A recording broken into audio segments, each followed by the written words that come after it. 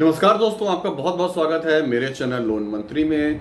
और दोस्तों, जैसा कि आपने थंबनेल देखा है, आज मैं आपको बताऊंगा लोन इंश्योरेंस के बारे में। ये लें या ना लें, पूरी जानकारी दूंगा, तो वीडियो को पूरा देखिएगा विदाउट स्किप किए, क्योंकि आपके बहुत काम आने वाला है। और दूसरी बात, चैनल पे पहली बार आए हैं तो उसको सब्सक्राइब जरूर कर दीजिएगा। वीडियो थोड़ा सा भी अच्छा लगता है इसको लाइक कर देना। और घर बैठे फ्री में डीमैट अकाउंट खोलना चाहते हैं देश की सबसे पुरानी और भरोसेमंद कंपनी एंजल ब्रोकिंग में, तो डिस्क्रिप्शन बॉक्स में मैजिक लिंक देके रखा है। यहाँ पे free life time free demat account आपको मिलेगा। कोई एनुअल चार्जेस, ज्वाइनिंग चार्जेस कुछ भी नहीं है। तो जाइए फ्री में अपना डीमैट अकाउंट खोलिए। दोस्तों, जब आप कोई भी लोन लेते हैं तो हमको वहाँ पे जो कंपनी होती है, बैंक होता है, वो हमको इंश्योरेंस देता है। बहुत लोग भाषा बोलते हैं इंश्योरेंस चिपकाता है। तो ये लोन इंश्योरेंस हम लें या ना लें, इस वीडियो को अच्छे से समझाने के लिए मैं दो भागों में अब डिवाइड करूंगा। एक भाग वो जो लोन 5 लाख तक के होते हैं, और दूसरा भाग जो लोन बड़े होते हैं। बड़े लोन जैसे लोन, जब बड़े बिजनेस लोन हो गए, बड़ा कोई मॉर्गेज या होम लोन हो गया। और 5 लाख तक में हम यहाँ पर्सनल लोन हो गया, कार लोन, 2 व्हीलर लोन को हम कवर करेंगे। तो दोस्तों, अगर आपकी पहले हम बात कर लें, जो छोटे ज़्यादातर जो ग्राहक है, हमारे व्यूअर सब्सक्राइबर हैं, पर्सनल लोन के बारे में ज़्यादा इंटरेस्टेड हैं।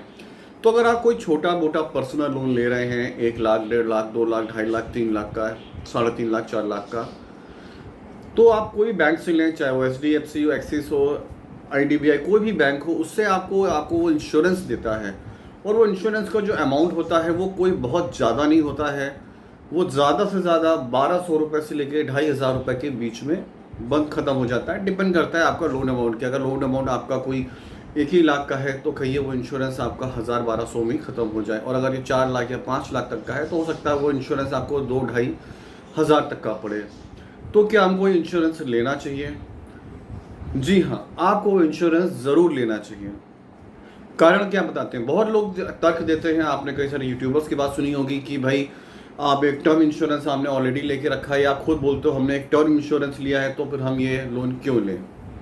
तो होता क्या है, खुदा ना खास्ता आपने कोई 2.5-3 लाख, 4 लाख का लोन लिया, जिसका टेन्योर 3 साल या 5 साल का, और बीच में कुछ अगर आपको हो जाता है, तो जो टर्म इंश्योरेंस होगा वो बड़ा अमाउंट हमेशा आदमी लेता है। मिनिमम 25 लाख, 50 लाख, 1-1 करोड़ तक का लेते हैं। तो वो टर्म इंश्योरेंस का पूरा कैलकुलेशन होने में, हालांकि आजकल कंपनियां बहुत दावा करती हैं कि हम 8 दिन में और रैंडम और तुरंत करते हैं, पर ऐसा नहीं होता है। कम से कम अगर आप 25-50 लाख, 1 करोड़ का कोई टर्म इंश्योरेंस हो, तो उसको मान के चलिए कम से कम 2 से 3 महीने का टाइम लगता है। जी हाँ, 2 से 3 महीने का टाइम लगता है। और वो भी टर्म इंश्योरेंस जो बड़े होते हैं वो इतनी जल्दी सेटल नहीं होते हैं, क्योंकि जब किसी कंपनी के सामने उनको 1 करोड़ 50 लाख देने की बात आती है, तो भाई उनको भी मतलब कह सकते हैं कि दिन में तारे नज़र आ जाते हैं। तो हर तरह से कोशिश रहती है ऐसी कोई कमी निकालो जिससे इनका हम सेटलमेंट ना करना पड़े। और अगर ऐसा हुआ तो आपको जो बैंकर है, पर्सनल लोन जिसे लिया, वो पे परेशान करना तो शुरू पहले कर देता है।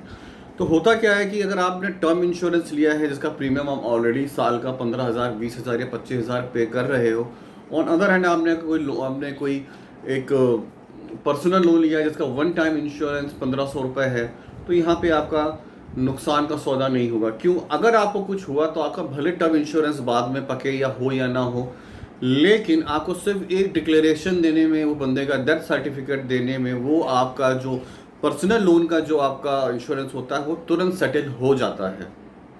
वहाँ पे सेटल होने का कारण क्या है? एक तो अमाउंट ज़्यादा नहीं होता है, वो कुछ लाख 2 लाख ही होता है। दूसरा क्या होता है कि यहाँ पर बैंक को अपना पैसा चाहिए होता है। फॉर एग्जाम्पल देता हूँ, HDFC बैंक है, उसने आपको भारतीय एक्सा का इंश्योरेंस दे दिया और कस्टमर को कुछ हो गया, तो वहाँ पे बैंक का पैसा फंसा हुआ है।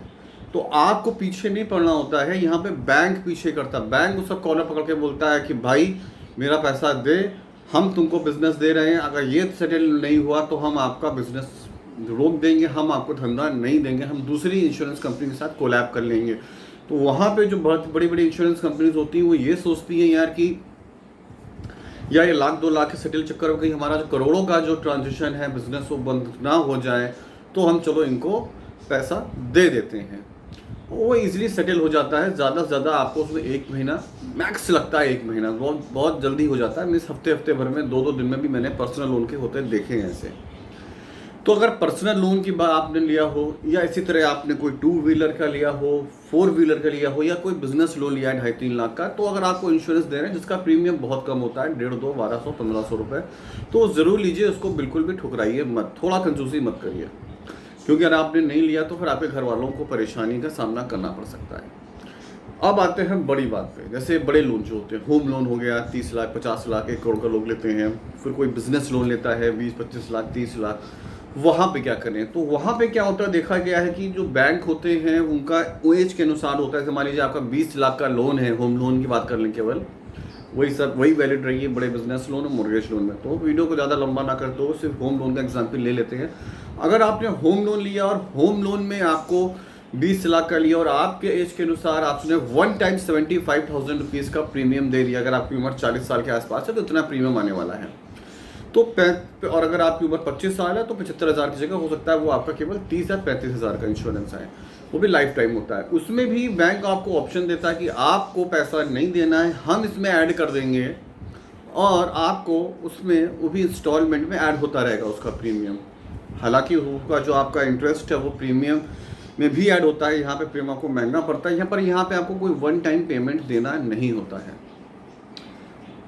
तो ये भी एक अच्छा ऑप्शन है, आप उनसे भी ले सकते हो। पर यहाँ पे अगर बात सोच के जरूर सोचिएगा, अगर आपने ऐसे बैंक से लोन लिया है कि आपने होगा अभी मैं लोन ले लूँ, कुछ समय के बाद मैं अपना लोन किसी दूसरे बैंक में ट्रांसफ़र कर दूंगा कम रेट ऑफ इंटरेस्ट में, तो वो लोन इंश्योरेंस आप कतई मत लीजिएगा। अगर आपने 1 साल का आपने पूरा 15 साल का लोन लिया, 15 साल का प्रीमियम एक साथ भर दिया और साल या 2 साल के बाद आप अपना बैलेंस ट्रांसफ़र करा रहे हैं, यानी लोन ट्रांसफ़र करा रहे हैं, तो वो इंश्योरेंस का ना पैसा आपको वापस मिलेगा और वो नल एंड वॉइड हो जाएगा, सीज्ड हो जाएगा वो आपका इंश्योरेंस अकाउंट। अगर आपने ऐसे बैंक से लिया है कि आपको ट्रांसफ़र नहीं कराना कि भाई यही सबसे कम रेट देता है और हम यही चलाने वाले हैं, तो फिर आप ले सकते हैं। परंतु अगर आपको ट्रांसफ़र कराने का सोच रहा है तो उस टाइम पे आप टर्म इंश्योरेंस बाहर से ले लीजिए, बैंक को मना कर दीजिए कि भैया हम साल भर के बाद या 2 साल बाद हम ट्रांसफ़र करा देंगे, तो हमारा इंश्योरेंस का पैसा क्या होगा। अगर आप ऐसा पॉइंट रखेंगे तो बैंक आपको मना नहीं करेगा, या बैंक से बोलिए आप लोन सेंक्शन करिए, हम साथ में एक टर्म इंश्योरेंस ले लेते हैं। टर्म इंश्योरेंस लेने की कॉपी उनको दिखा दीजिए, उसमें भी बैंक आपको विवश नहीं कर सकता है लोन इंश्योरेंस लेने के लिए।